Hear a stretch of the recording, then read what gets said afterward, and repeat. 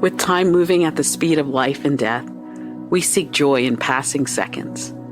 We believe in the rising stock of human equity. We employ the laws of abundance and stoke the fire of continuous reciprocity. We believe in the art of creating our stories and our relationships. We believe in the richness of reliability and trust, in the elegance of the helping hand. We believe in rising together, in upholding the traditions of the village, in the innate dignity of communal success, where neighborhoods leave no neighbor without. We believe in the celebration of harmony, understanding there are no throwaway people, that each of us is endowed with gifts and needs for services to exchange with purpose and kindness. Your self-worth will always come before your net worth. Currency for Humankind.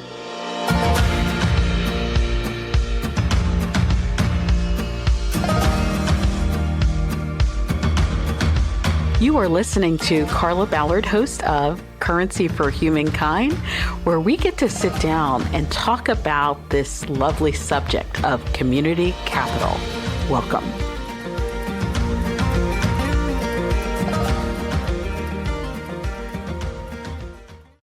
This is Carla Ballard. Welcome to another episode of Currency for Humankind. So excited to have the guest today because I got to tell you, when Kenny and I started connecting, it was already clear that we have a connection here. And I am thrilled to be able to dive deeper, Kenny, into your background now, because I think now more than ever, with everything that we're facing with AI and structural unemployment and people feeling way more isolated, even though we have so many ways that we're getting connected on social, that this is the time to kind of paint that picture that let's not throw the baby out with the bathwater and let's have some hope, right? And identify ways in which we can leverage some of the innovations that are happening, but still understand how important community capital and social capital is. So my guest today has over 20 years of history with respect to financial markets and innovation and technology, the chief geek at 42 Geeks. And I just am thrilled to have you, Kenny. So why don't we talk about your past, your journey, how you came even to come into being a chief geek. And so I want to start with your childhood. Oh, wow. Kenny, we're going way back. Okay, we're going great. way back, right? Excited. And so I have this question for you. What was that first moment that really captured your heart as it related to where you are today in technology and being in the financial markets? What was that? What happened in that moment? Wow. First memory.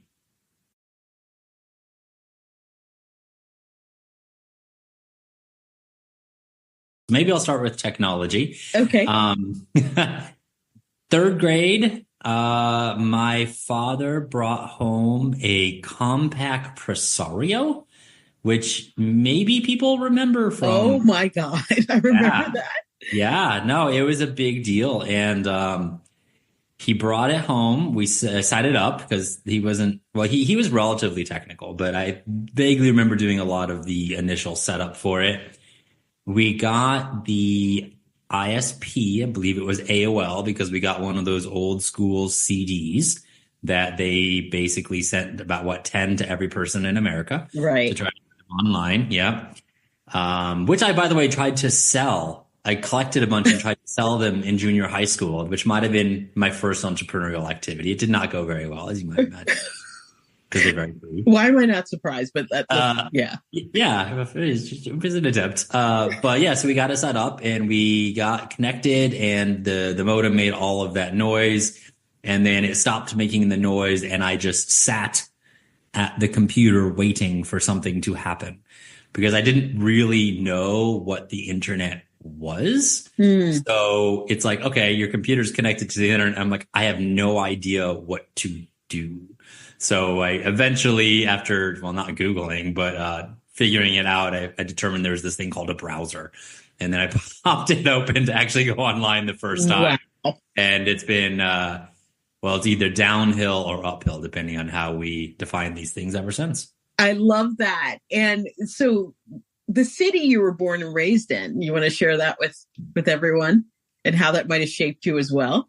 I was born in Champaign, Illinois, which very briefly, we were actually in the hospital of Champaign, but we lived further afield out in a little town called Monticello. So downstate Illinois. And downstate Illinois, people think Illinois, they think Chicago. That is very much not that. It is a hell of a lot of corn. Most, like in the kids in high school, all detasseled corn. I never did, so I'm not entirely sure what it means to detassel corn. I was going to ask you, what in the world is detassel? But you have to Google that. Fascinating word. Believe there's a tassel at the top of the corn, so you have to walk through the rows of corn and just pull this little tassel off for reasons that I have no idea why. So it's incredibly hot in the summer and miserable, and that is how people spend their summer. So lots of farm, lots of corn, all of that stuff. But yes, I grew up there. Interesting experience, and my father was always a little bit nomadic, which I am still to this day. So we bounced around from place to place and eventually landed in the northern suburbs of Chicago, little town called Winnetka, which is actually pretty affluent. But we were the ones that rented the house that was torn down immediately after we moved out of it at the very edge of the school district just to get me into said school. Wow. Wow. You know, I think about that idea of being nomadic and how you mentioned it sort of shaped your journey in a way.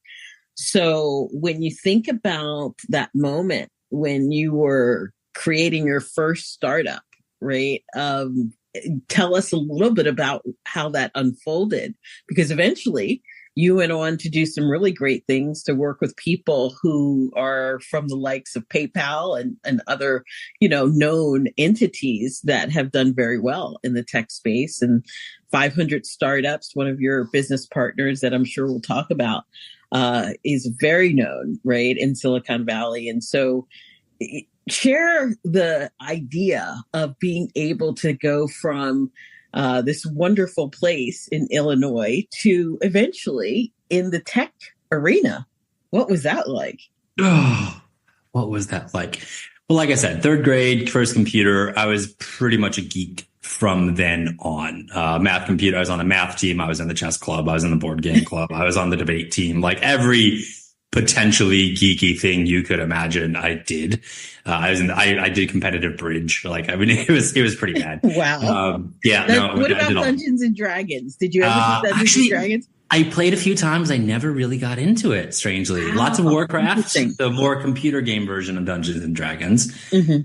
This is like old school Warcraft before World of Warcraft was a thing. So my first ever startup was when I was 15 years old. It was very word of mouth, very organic. It was also a very green startup. Mm.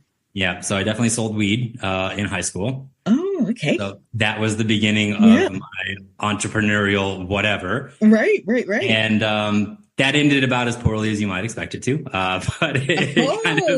Really? Now this is getting spicy.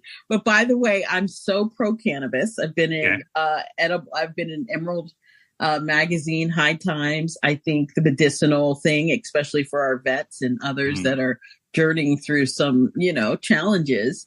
It's so keep going. This is great.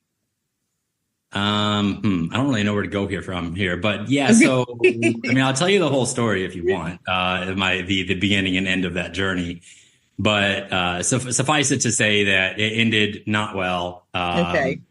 And I have to tell the story, but again, I'm not sure how appropriate it is out here, but it got me into the world of at least, managing your own money, expenses, revenue, all of that stuff at a pretty early age. Finding customers, right?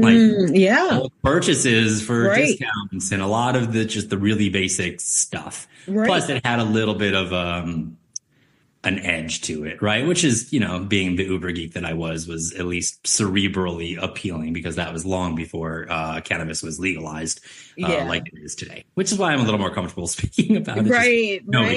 Yeah. Yeah. But no, then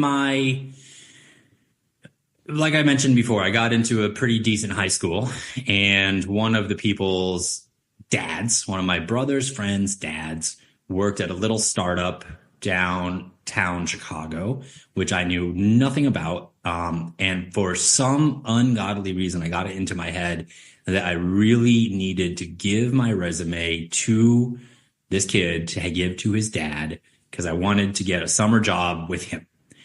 I, to this day, have no idea why I chased him 6-7 times before he finally. Now, while I was doing this chasing, I went through the application process to get into the Air Force Academy, because 9/11 was my junior year of high school. So I decided that, the Air Force is a good school. And then also just, there was a lot of patriotism, more so then than there is today. Right. Yeah. So I went through that process, and I don't know how familiar you are with that, but you have to get a congressional nomination. I had to interview with multiple generals. It was very involved to get into it. Sure. So about a week before the deadline, I got a job at this little 15-person startup down in the Chicago Board of Trade, doing something I wasn't entirely sure, but it seemed related to making money, and that was interesting. So I went with option 2 instead of option 1. And I regularly now look back at my life and try to think what it might look like if I'd gone the other route, because it would have been wildly different. Wow, that is incredible. And yeah, I'm on the board of Blue Star Family. So I am, in fact, I just had a wonderful meeting with them. So I'm very familiar with the journey, and love hearing that part of your story, because that's something in our other conversations we hadn't actually talked about. And so your real lock and load moment of entrepreneurship, why don't we walk through that, and then we'll talk a little bit about your experience, right? Move it into sort of the investor community, because that's quite a community that has its own level of community capital that we're going to dive into. But yeah, what was that? Sure. Yeah, that first entrepreneurship moment that kind of then eventually led you into that space. Well, and so that was the 15-person startup. I mean, I was 18, right? This is before college. I kind of went to college. That's a whole other interesting story. But, every summer, every Christmas, every anything, I would come in and watch their models. So what we were doing at the time, it later, probably 5 or 6 years later, became known as high frequency trading. So do you remember back in the 80s when there was a bunch of people, when they were trading stocks, they would stand in this big pit and throw hand signs and scream at each other all day long? Yeah, absolutely. Basically, we put them out of business using computers to automate that whole trading process. So we wrote this code. It ran pretty much automatically. We never really had to we had to be involved, but it wasn't like we were making individual trading decisions. And so this stuff ran. So you just kind of had to monitor it when you weren't actively making new models and training it and all that stuff. Training wasn't even a term that was used at the time. So when I started when I was 18, it was to watch their models when they went to the bathroom. So I was literally, there was one guy, but I like to tell this story. I was literally called the piss boy. So anytime he had to go take a piss, he would just call for the piss boy, and I'd have to run over and just sit at his desk and watch the models. And then when he comes back, whatever, 5-10 minutes later, just hand it back over to him. So I was kind of OMG. That's a moment. Yeah. So I was hooked though, because I was doing it and I could see what was happening. And then I was every Christmas, at spring break, anytime I didn't have school, I would come. And then over the summers, I got a little bit more autonomy because I started running one guy's models because he was working the night shift. So I would go in at whatever, 8 o'clock at night and trade the Asian markets, and started being able to actually tweak the models and play with it, and ended up making, like, I think I beat his personal record like multiple days when I was watching his trading. So I was pretty well into it. But when I went to school, the founder of the firm, who I owe a lot to, his name is Dan Tierney, very, very wealthy. And I would say, and we'll talk about this a bit, I know a lot of pretty good investors. I don't class myself as one, but I think he is actually the best investor I've ever met. And when I was going to school, I asked him what degree I should go for. And I'm like, I'm thinking finance. I'm kind of enjoying this trading, all of that stuff. And he's like, no, don't do that. Just go get a computer science degree. This is the future. And so I went and I got math and computer science degrees, and he was, as he tends to be, 100% correct. And the reasoning was, if you get the finance degree and then you want to go into trading, you just got to unlearn all that shit you just learned. Wow. How old, but also what year was this? Ooh, so math has never been my strong suit. That's why you get the computer, right? Right. So That's why you made the right decision. That's why. Exactly.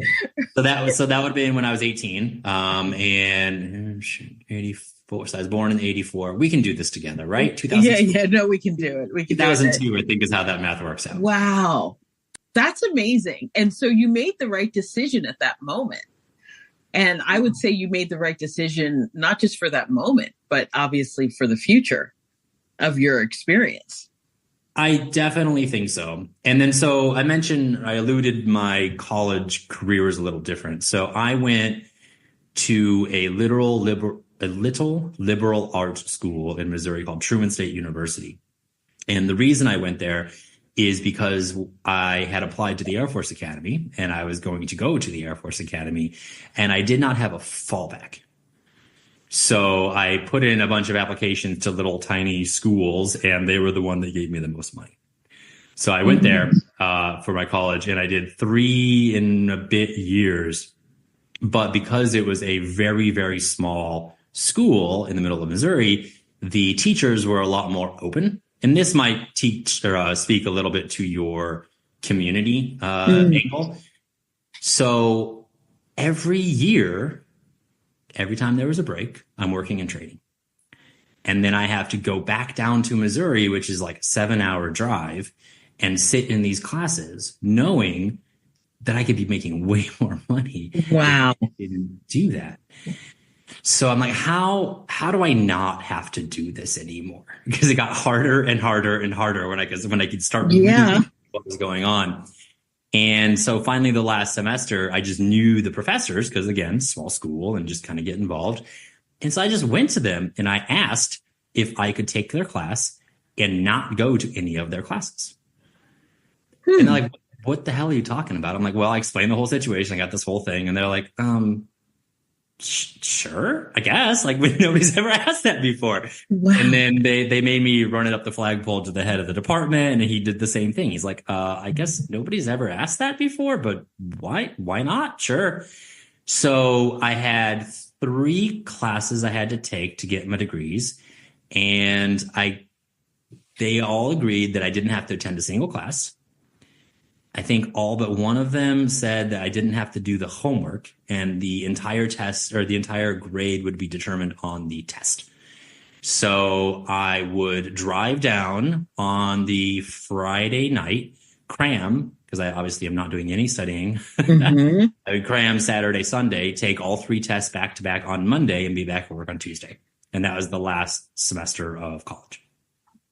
Oh my goodness. Like that. Who's thinking about that? Like, who's even? You know who gave me the idea is my uncle. Oh, and I guarantee he has no recollection of this conversation. But we were out at dinner, and I was explaining this whole thing, and he is very entrepreneurial. He has a company that just goes around the world decommissioning nuclear power plants. He hires just a nice blows in, takes them all down, takes the radioactive waste and chucks it in a warehouse he has in Kentucky. So very entrepreneurial, very ADHD, like everything you'd expect from, that type. And so he was the one I was explaining the situation. He was like, why don't you just not do that? Why don't you just do this other thing? Is I'm like, oh, can I do that? Oh, look at that. I can do that. That's weird. I was going to say, you did it. You did it. Now, Yeah. this also kind of shares with me or tells me something about you, which is you're having these sort of bursts of realizations, right? And then you can make pivots off of that. You have these moments where you're willing to step back, look outside of yourself. There's something really interesting that you're doing now because you built a career sort of at the intersection of finance, technology, and innovation. This is where I think it's important to talk about how community started to play a role in sort of shaping these opportunities that you've pursued and ventures actually you've led. So how did community start to come into the equation? Sure. Well, the first thing is I strongly believe a lot of this is just luck, right? Like it just is luck. Like a lot of how everything plays out in life is just random ass luck. So because I somehow stumbled into this piss boy job as a trader, and then I didn't go to the last semester, that would have been 2007, right? I think if that timeline works out. No, 2006. So then when the '08 crash happened, I was a full-fledged trader, which means I had my own accounts and I had full autonomy, and it was a little bit different. You didn't get a straight percentage on what you made trading, but it was definitely correlated heavily, right? So because of that 6-month gap or 6-month earlier start as a full-time, I was full-blown trader when the '08 crash happened. Now, high-frequency trading in particular is very lucrative when there's a lot of volume and there's a lot of volatility. So 2008 was a very, very, very good year for high-frequency traders. So I ended up with a bunch of people that suddenly had a fair amount of cash. Now, I probably should mention, the other thing that happened is also when I was 18, because I had the summer job and houses were dirt cheap, and my parents actually pitched in a little bit for the first one, I bought my first rental property. And I didn't do a particularly good job managing it because I rented it out to my friends, and it's really difficult to collect rent from friends. And I was not very good at it, but it started me down that journey. So a lot of the money that I made in the trading, I was funneling into rental property in the school in Missouri where I went to university, in the town in Missouri where I went to university. So then when the '08 crash happened, I'm looking around and there is some dirt cheap property because the market just collapsed. So my first quote unquote fund was 4 of the traders. And this is again, just pure luck that they were just there, that chucked in. I think we combined chucked in $1 million, and we bought, maybe 20, 30 properties to rent in South Bend, Indiana. So I'll call that a fund. I don't know that it really qualifies as such, but that was only possible because I had some experience managing my own property. At that point, I probably had, 50 properties, something like that. Right. And then we started doing the first quote unquote fund with external capital. It got a little bit more sophisticated. I think at the extreme, over the course of about 3 years, we deployed maybe, I want to say 10 million in total, something like that. And all of that came from those first 4 investors. And then those 4 investors told a couple of friends, and then they all came into quote unquote fund 2. And then fund 3 was a little bit bigger. And so by the time we got to fund 4, which was where we stopped it because the market had recovered, I think we had maybe 30 investors, something like that. Oh, that's incredible. I mean, you had your own little REIT in many ways. Yeah, that was the big idea. And actually, I have a podcast on Bigger Pockets talking about this from way back in the day. But that was the idea, was do a bunch of these little funds, buy up this discounted property at a low or a relatively high yield because it's private, do a roll up. I did not know the term at the time, get to sufficient scale, and then flip it IPO as a REIT. Just off of that alone, such an amazing example of how community started to unlock financial capital. Clearly.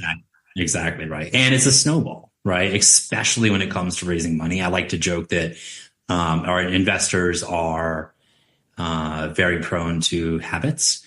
So once they're just used to writing you a check, the second, assuming you do right by them, it's a lot easier the second time. And then they tell people. So that community, to your point, it snowballs over time, assuming that you keep your reputation intact. And that is something that I think is so key when folks are kind of saying, how do we address some of these things around structural unemployment with AI, quantum computing, and, what you managed to do over the last couple decades is built your tribe in many ways. Mm-hmm. And so eventually now you are leading as the chief geek, right? Of 42 Geeks. So when did that come into play? And are any of the guys that you were and gals that you were working with, right, in this current iteration of your community? Absolutely. Absolutely. So there was various other pit stops along the way. So the real estate investors were largely high frequency traders, and high frequency traders knew financial services, and they'd seen a massive disruption in capital markets. So once the market recovered sufficiently that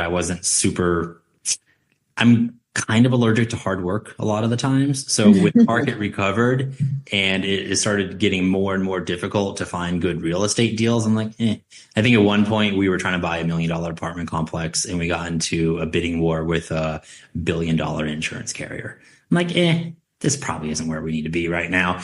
So we stopped growing the funds and kind of more or less mothballed it and waited for the market to recover and then sold the assets. So at that time, fintech was very nascent, but we just seen what had happened in capital markets. So I'm like, what we'll do is, why don't we just do a fintech VC fund? Now, I had never written a startup check in my life. I had no idea how that worked. So again, luck, community, all of that stuff. Got introduced to a guy by the name of Jeff Carter, and we co-founded, we did like a 50-50 GP of a new B2B fintech VC fund. So still small, still seed stage. And he had co-founded an angel group in Chicago called Hyde Park Angels. And so he knew the nuts and bolts of investing in startups and working with entrepreneurs, which I had no bloody idea about. But I had a bunch of high frequency traders who had some capital that could be the seed funding for the venture capital fund to get it off the ground, including the anchor investor, which goes all the way back to, the tribe. The anchor investor was Dan Tierney, the co-founder of the high frequency trading firm I was at. Wow. Tapping into those relationships and then allowing them to, obviously, and something that you said that's so key, do right by them, right?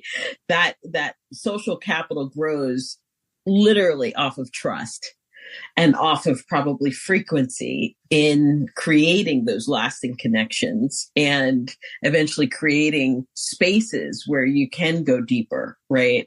With trust and closeness, frankly.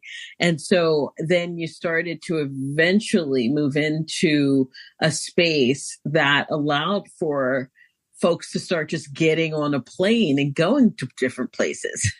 Right, exactly. I know you're trying to get there. It's a meandering road to get there. Right? Yeah, we'll get there. But so we did the fintech fund. And then we didn't do a fund two just because fintech evaluation circa 2019, 2020 got a little bit batty. So I moved into crypto. But actually, my original idea was to be this fund incubation platform where we would work with a bunch of partners, GPs from around the world, provide them rails and infrastructure, and help them with fundraising to help them get bootstrapped. So this is where a guy by the name of Dave McClure came into the picture. So Dave was an early CMO at PayPal. I think he might have been their first CMO. So if you go to the Wikipedia page for the PayPal, I was reading that. Yeah, that's it. So he's on that page. So after he was at PayPal, he spun out and he started doing these trips called Geeks on a Plane. Now, the idea was we got 30, 40 high caliber tech folk. So a lot of them are out of the valley, as you might imagine, pile them on a plane, go to different countries around the world, and spend the time in country networking with the key tech players. So you're like I said, the people on the plane are serial entrepreneurs, VCs, family offices, LPs, and you go there and you meet the people on the ground making it happen and drive innovation. Because at that time, that was a very anathema concept. It was very much the mentality of, if you're not in Silicon Valley and you're trying to do a startup, you are screwed. So this is their point of, actually, now there's actually a lot of intelligent people around the world that we can tap into. Right. So he started doing the Geeks on a Plane trips. And then concurrent, I don't know if there was a causal relationship, but concurrent with doing those trips, he launched 500 startups. So 500 startups, then launched 500 Global. And 500 was the most active venture platform in the world in terms of number of deals for like 5 or 6 years running. So Dave left 500. They stopped doing the Geeks on the Plane trips, and then they rebooted those trips as 42 Geeks is the new name of it. So even though 42 Geeks is only like 3 years old, it's got a lot deeper background than you would otherwise expect. Now, Dave, I honestly don't even remember how I initially got connected to him, but I was trying to do the fund incubation platform. He's been trying to rethink how venture capital has worked for quite some time. You can see that in 500 Global, and he was kind of really trying to push the boundaries there. So he was a small investor an investor. That sounded derogatory. He was an investor in some of the stuff that I had done with that fund incubation platform. And he talked me into going on one of these 42 Geeks trips. And I've gone on every one since because I found so much value.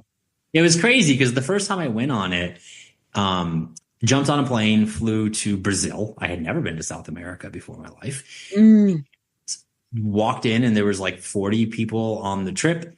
I quote unquote knew Dave and his partner Stephanie, but I knew them in the sense that I'd had a few Zoom calls. I had never once met them in person. And so I just walked in. I'm like, I have no idea who anybody is. Right. The beautiful thing about these trips is 10 days in, you're traveling with people. This is not a repeatable process. Every time we go on one of these trips, it's to a different country, a different city, right? We're not rinse and repeat. Things go terribly wrong and not to plan all the bloody time. So you get to know each other through trials and tribulations for the best and worst, and just see how people kind of roll with the punches or don't roll with the punches. But that part. Really, yeah, exactly, right? I like to joke that the Geeks criteria to be considered to be a geek and go on one of these trips is threefold. Number one is be doing something really interesting in technology. 2 is be open to adventure and learning new things. And number 3, and this is the most important one, is don't be an asshole. Because at the end of 10 days, I don't care how successful you are. Yeah, some people, I'm like, no, I don't, no, we're good. We're so good. We are so good. No rinse and repeat there. Exactly right. But because of that, and because it is pretty selected, both for, on a given trip, we'll usually have 1 or 2 people that are billionaires or near enough, but we'll also have a few people that are first-time founders, right? They're just ambitious. They understand the value of community, knowing that going on these trips isn't necessarily a transactional thing where I'm going to roll in and just raise a bunch of money. It's more of a, hey, to use your term from earlier, I'm going to kind of expand my tribe. And things will naturally come out of that down the road. The sheer number of investments and LP allocations and company formations that have happened in buses, in airport lounges along the way. Exactly, that part. Crazy, because it's just where the serendipity happens. It's where the magic happens. I think about, and you and I have talked about this, the Summit Series group that I've been a part of for now over 14 years or longer, just blows my mind. Because of the connection, the relationship, Brock Pierce and I know each other, and that's who I ran with in the 2020 election through Summit Series, right? I have this picture of him and I when we're looking like kids. And now I just saw him for all the pre-inauguration things and activities that happened at the Pierce School. And I'm just thinking about how you can really connect with someone, right? When you are not in a 9-to-5 office setting, but that life happens outside of that construct. And that's where the magic happens, right? That's where the trust gets built up. And I imagine that's what the magic is, when you're taking these trips. And you guys have, because we only have a few more minutes, you guys have a trip coming up. Tell me about this trip to East Africa. Yeah, absolutely. So we call it East Africa. It's East and Northeast. So we're doing Cairo, Egypt, Kigali, Rwanda, and Nairobi, Kenya. So it's going to be a 10-day trip, whatever we call it. And 333 with basically travel days in between is how that math works out. And it's going to be a blast. And they're very, very, very different countries. So I would say Cairo is more Middle Eastern than it is African, right? Because it's literally right next door to Israel. I mean, they have a lot of financial and business ties to Saudi Arabia. So it very much has that feel. But then we're going to fly down to Kigali. People, if they know anything about Rwanda, it's usually that they had a genocide back in the 90s, which was just absolutely horrific. But the guy, the current president, Kagame, who put down that genocide, has been in power for 25 years. If you know anything about the history of Singapore, it was started by somebody who had been in power a long time, and he really focused on economic growth and development to the detriment of personal liberty. And at least economically, it's worked out really well for Singapore. So President Kagame is doing a very, very similar thing for Rwanda. In fact, I talked to the guy who he hired to go to Singapore and study Lee Kuan Yew's playbook and see what could be adopted to do the same thing in Rwanda. So to this day, Rwanda is safer than pretty much every single country in Europe. Wow. There's no corruption. It's all down. And so it's just going to be fascinating. And then Nairobi just is a massive tech center, but it's kind of somewhere in between. It's more developed than Rwanda is. It's bigger population. So it's going to be a nice hodgepodge of learning about these ecosystems along the way. How many people are you expecting on this journey?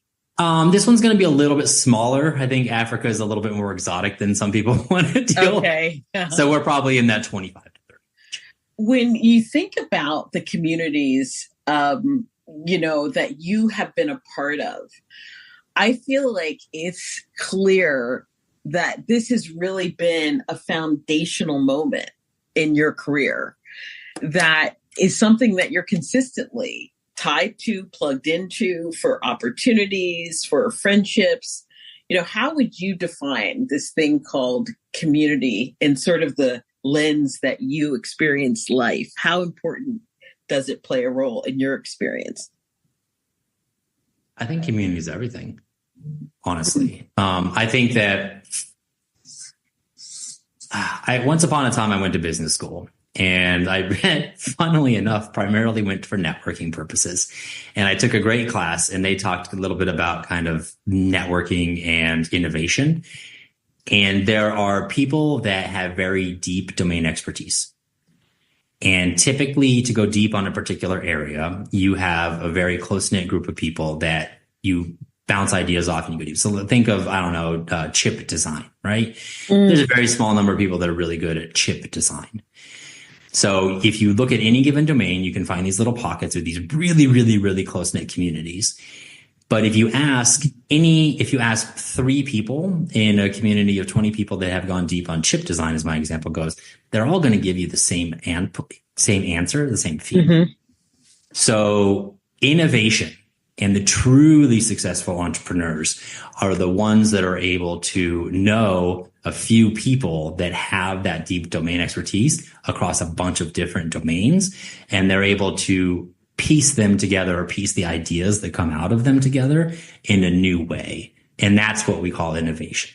That's where invention really happens. But those people, the bridges, right? The people that connect these different, they're relatively rare because you have to continually push yourself out of your comfort zone. But if you do if you do a good job of that, you can really accomplish anything.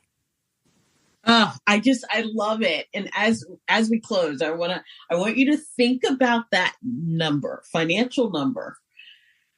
All the communities you've been a part of, especially we'll focus in on 42 Geeks. How large of a number of financial investment resources do you think has actually been germinated through 42 Geeks? Oh my goodness. Hundreds of millions. Right. That's my point. I mean, if we include Geeks on a Plane, actually, one of the people that's going to be on this upcoming Africa trip, his name is Doug Song. Doug is hands down one of the best human beings I've ever met in my life. So down to earth, just a super supportive, loves to help out everybody around him. Like I didn't know who he was until the end of the trip. I'm like, oh, that was unexpected.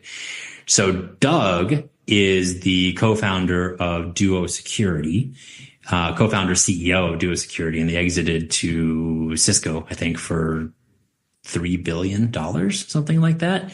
And there's a picture of the first ever Geeks on a Plane trip with, I think, probably about 15 people, and Doug Song's front and center. Wow.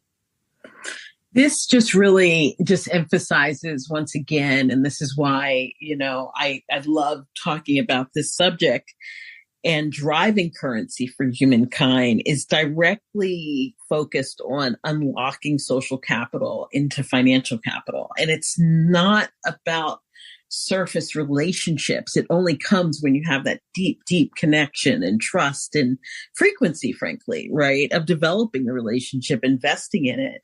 And the way that the world is going, because people are a little fearful of what AI could do to cause structural unemployment, I think we always can go back to the village, right? The idea of how the village actually sustained many of us from an economic perspective, but also, address the issues of friendships and tribe and fellowship with our fellow human. And I feel like that's going to end up showing itself more and more as a defining way of redefining how we live. And 42 Geeks, to me, and everything that you shared with our audience today, and things that you've shared with me, right, over the time, and of course, we've gotten to know each other and talk, just really is a foundational model for what we hope others will learn to follow. So Ken, this was amazing, Kenny. This was great. I mean, I'm really blown away with the East Africa trip. I'm actually excited, even though I unfortunately won't be able to make it. But I hope to make it to those countries where I'm doing some stuff in Kenya now. And I get really excited about the way you described the uniqueness. They are their own tribe. They have their own village. And it'll be fun to see how you're connecting with even people in Africa. And so it sounds like your footprint is going to be really global. You've already traveled different parts of the world. But if people want to reach out to you and get in touch with 42 Geeks or learn more about what you're doing, what's a good way for people to connect with you? Sure. 42geeks.com is the website. You want to email me? I'm happy to talk to anybody. I have a very low filter. I probably should fix that, but I also, to this whole conversation, I do think some of these one-off conversations you don't think go anywhere are the ones that drive things long-term in an unexpected way. But my email is just Kenny. It's Kenny like South Park at 42geeks.com. Thank you. This was great. So to everybody, I am so happy you all joined us on this episode. Look for more. We will be coming at you with some incredible guests. And Kenny is somebody who I am really enjoying getting to know. So I look forward to following back up with you, Kenny. And to all my audience out there, enjoy the season that we're in. It's quite a new one, but get ready to buckle up. Take to heart that at the end of the day, we can drive currency for humankind when we prioritize how we unlock social capital into financial capital. All right. Have a great one. I love it. And anybody who's in, for all your listeners, Carla B has told me she's 100% going to be going with the 42 Geeks to Helsinki and Tallinn, Estonia in May. Oh, there so we go. On that trip, in the person. You know what? I'm going to affirm that, by the way, right now, publicly. So you got it. All right, guys, have a good one.